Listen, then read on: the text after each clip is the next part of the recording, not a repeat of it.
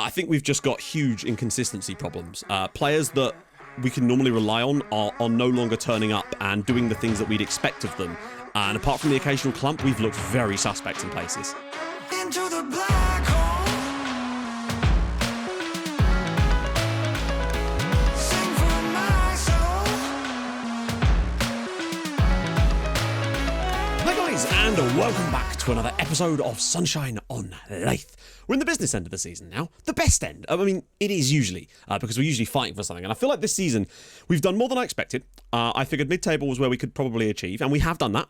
And I think you've sort of seen a bit of the skill gap in this league, which is kind of nice in a way. But also, Dagenham and Redbridge, to be fair, are currently in an automatic promotion spot. So the two clubs that came up are doing pretty damn well, and Dagenham could go back to back. We've got 13 league games left this season, so we're going to try and knock out the rest of them in the next 2 episodes. That way we get going a little bit more and we can really try and concentrate, because next season is going to be very, very interesting. There's a lot of signings that we're going to have to make because there's a lot of contracts running out. But before we do anything else, it's Regen Sunday, and it's actually on a Sunday. Good Lord, praise be, there was much rejoicing. Let's have it. First up, there's so many vowels. So many vowels. Dieu Sibon Defoe, a Haitian attacking midfielder. He's bloody good. Then we've got Sydney, just a very, very good Brazilian. Like, to have attributes that well-rounded at that age is insane. Then Emilio Gobbi. I mean, a striker that can't finish, classic FM, but he's called Gobbi. Then Javiad Shitrit. I mean, you'd love to see it. Followed by Fernando Farto. I don't know what to say. That can't be real, surely. Then my man Yanak Jadhav, an Indian centre-back. Probably one of the best Indian players I've ever seen.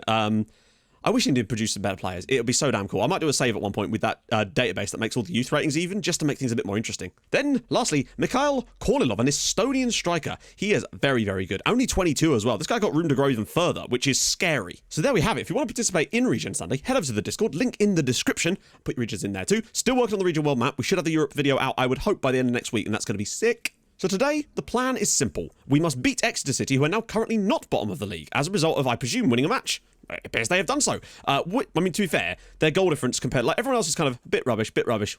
We stand out a little bit good, mainly because of the 7-0, to be honest. And then the Swindon Town, who are just on fire right now. So, changes needed, probably. Always. Although we have had a full week off, in fairness. So, Teal and Bishop will come back in. They will, of course, switch over to these ways. It's a weird one. Still, I mean, I'm sure there's a reason why, and maybe it's just complete accident. But at the end of the day, we played poorly when I switched things over, and we played amazingly for a bit when I switched them back. So, I don't know. One of the mysteries of the universe, innit? So Defty's back, Galvin's back, because obviously Lee is still a bit injured. Harding and Knight. I'm liking the Harding and Knight partnership, particularly as they're both permanent signings. It's so nice to have 2 3.5-star centre-backs in our team, and I really do think that's going to make a difference in the long term. Right then, this needs to be a win, really. They are practically bottom of the form standings, and we're playoff form at the moment because of those wins we had. So this should be interesting. Because the win here, I mean, actually the win here can only take us up to 12th, which is basically slap bang mid-table, which is kind of where I expected us to be this year.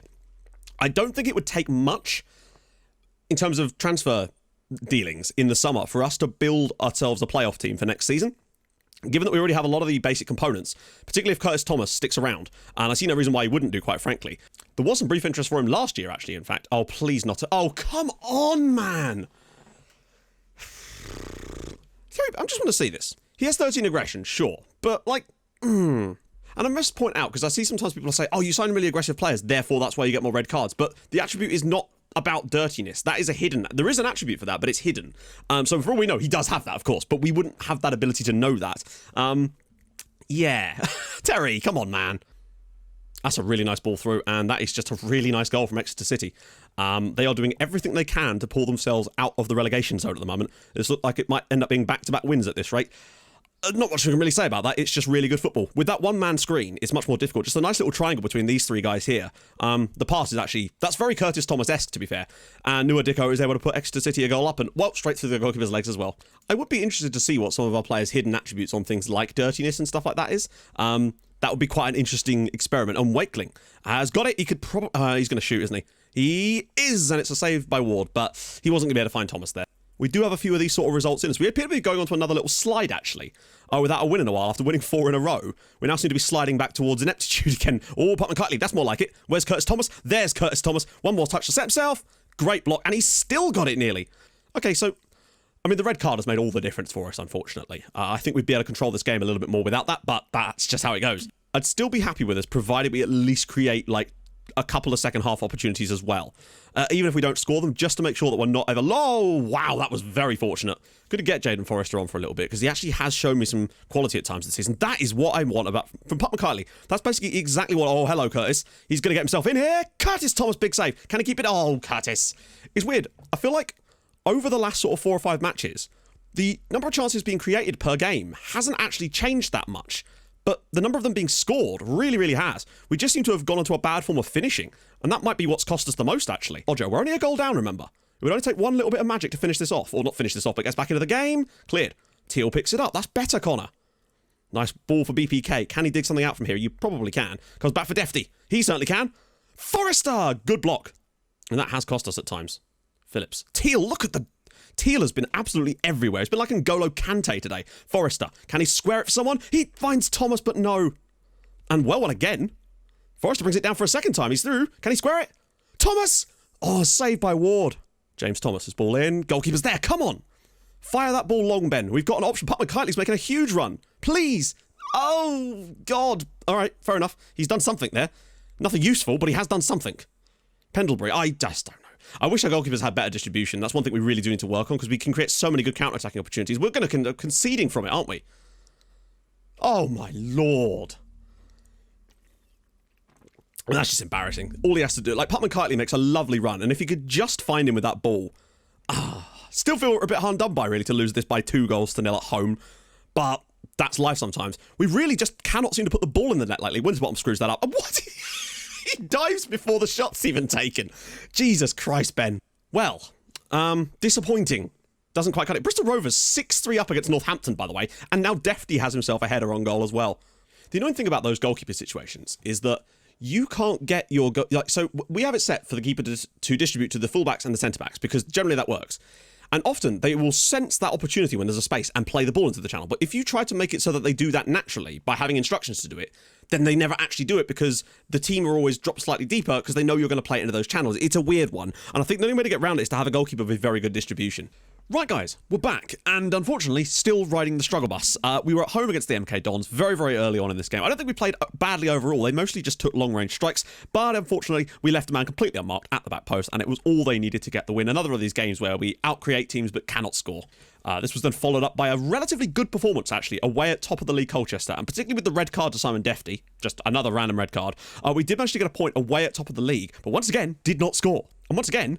I mean, we created 3... Jacob Wakeling was through on goal 3 times in this game and missed every single one of them, and it is just... Oh. But then came the worst one of the bunch. Away at Wycombe Wanderers. What a game this was. We fell behind after 15 minutes in this one. Early days. Their first shot on target into the bottom corner. Very good strike, to be fair. 1-0, and Kirillov scored. But then annoyingly, on the half-an-hour mark, I mean, we were just looking dead and buried at this point.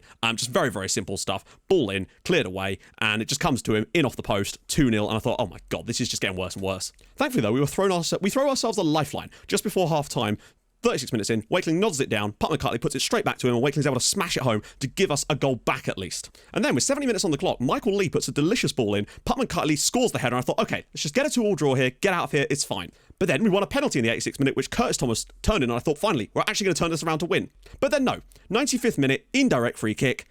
I mean, just gut-wrenching, again. And the worst thing about that one was, once again, they barely created anything in the entire game in terms of actual chances. We just let too many easy, soft goals in, unfortunately, and couldn't... I mean, we did score 3 of our own, but when you concede 3 like that, it's just like, oh. And to concede a 95th minute free kick like that. Dear. And then it was a home performance against Northampton Town. I think for some of the weaker oppositions in home games, it'd be worth our while to start just having work ball into the box on. I think it definitely allows us a bit more freedom with the style of play we use. But unfortunately, once again, created chances, couldn't put them away. And that leaves the league looking like this. We are 16th in the league. We've drawn our last 3, which has just helped us just slowly plod along onto 45 points now. We're 9 points above the drop zone. I still think that not getting relegated, but I just want to win a couple more games. Thank God for that +6 goal difference that we've got. That's really been our saviour this year. But I just did the math. 8 games now without a victory, and we've only managed to score in 2 of those 8 games. We've created 39 chances in that period to our opponent's 16. We just cannot put the ball in the net at the moment, and that's just been our massive problem. And today, it's not going to be that easy either, as we travel away to Dagenham and Redbridge, who are currently 6th place in the league, having a very good season themselves. Oh, dear. I think we've just got huge inconsistency problems. Players that we can normally rely on are no longer turning up and doing the things that we'd expect of them. And apart from the occasional clump, we've looked very suspect in places. Quick little check on Blackhaven. They've got 48 points. So actually, us and Blackhaven aren't really doing that differently in terms of our points in their leagues. So today, we travel away to Dagenham. It's basically all square with all this. We've won one, lost one, drawn one. Right. Changes are afoot. We've had a few more, because our Northampton game got rescheduled, which kind of mucked up the, it kind of mucked us up a little bit. Defty, of course, is still suspended. Michael Lee Bilham. Knight and Forsyth is Will Harding. He's just knackered, isn't he? That's one of the things he does struggle with a little bit. Pat McCartney will still start, though. So we'll go with Teal and Bishop for this one. I just realised that Adabati's played lately more than I would have liked him to, actually. I forgot about Terry Bishop. So that might be a factor. Because he's had a reasonable season in places compared to Adabati, I think. So the bench will be Adabati, Galvin, Doby, Kalantara, Ojo, Forrester, who's finally back just about. He had quite an injury. And Dion George. How will they line up? They've got Alex Hunt. I'm so jealous because I actually tried to sign that guy and he chose to go into them instead, and I don't blame him, to be honest. I mean, he seems to have made the right choice, but he was supposed to be, I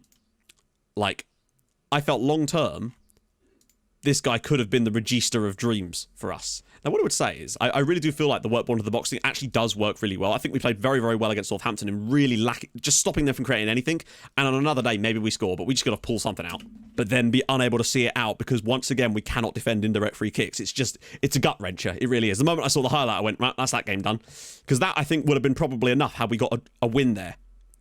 But it's fine. We've still got plenty more games. And I feel like there's still enough points in us this season for us to stay up quite comfortably in the end, probably by about 7 or 8 points in the end, I would guess. But I would still like to get a couple more wins this season, you know, get us to like 55 points. 55 is probably a bit of a stretch. I'd settle for like 52, 53 points though. If we could get to that sort of level, that'll be fine. And did that hit his own player?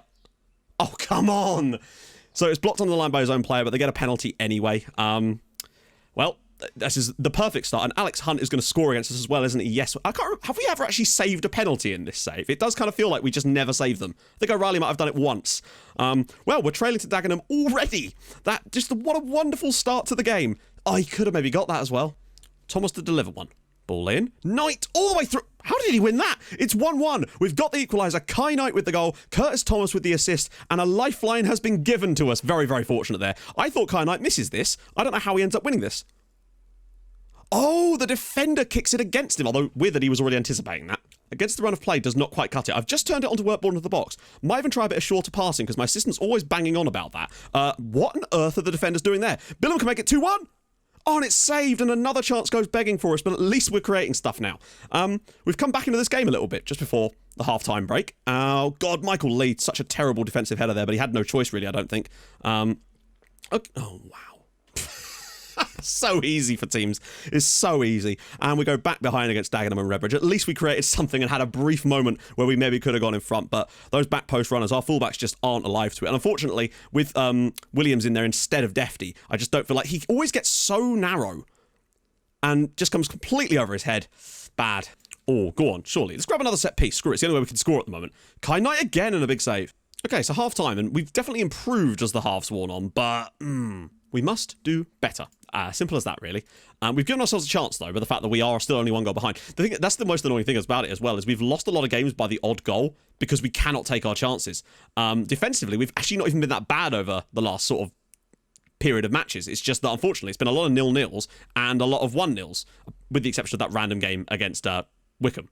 Let's not let this one get too close to the relegation zone, eh? It's still very close. Like a single couple of wins and you could be flying, but that's how this league goes, isn't it?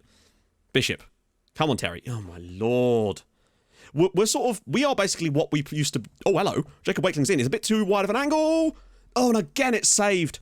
Like, I feel like their shot... That the stats are a bit inflated because they have pinged a lot from range. Oh, come on, man. Jesus. You're not in non-league anymore, bro.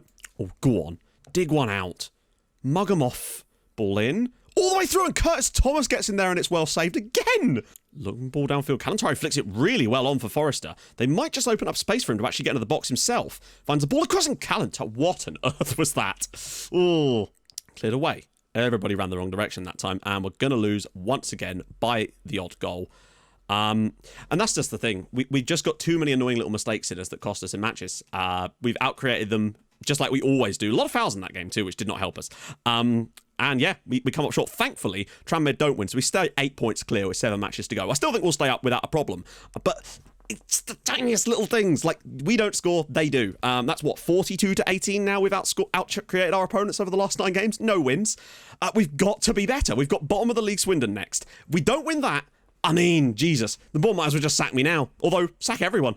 What I would also say, though, newly promoted side. Sometimes newly promoted sides are going to play like newly promoted sides. Us staying in the Football League was my intention at the start of the season. We might have, diced with being further up at times, but the fact is, staying up would still be a massive achievement for us, and I think that would give us a chance to build. And every now and then, a relegation battle's a bit of fun in it, even though I really don't think we're actually in a relegation battle still. I actually think we could lose our next 7 matches in a row, and I think we'd probably still stay up. So, our final matches. Swindon at home, bottom of the league. Forest Green at home. You never know. Wimbledon away is going to be tough. Gillingham away will be tough as well. Fylde at home, Stevenage at home, and Scunthorpe away. There's definitely a load of winnable home games in there. Like, Swindon are winnable. Forest Green is potentially winnable too. Both Fylde and Stevenage are both winnable as well, and both at home. Those 4 home games, I honestly think if we win 2 of them, we'll probably be fine. But we do have to win them. That's also the problem. So, if you've enjoyed this episode, in spite of all that, drop a like on the video. That'd be lovely. If you're new to the channel, subscribe. We'll have a Youth and Tech next episode too. And I also stream on Twitch on Tuesdays and Thursdays, and sometimes on the weekend as well. So go follow over there too. I'll see you guys very, very soon. One day we'll figure out what it's like to win again. We literally won 4 games in a row, and either side of that, just nothing. I'll see you guys soon. Thanks so much for watching. Bye-bye. Hold your gun, Capybara.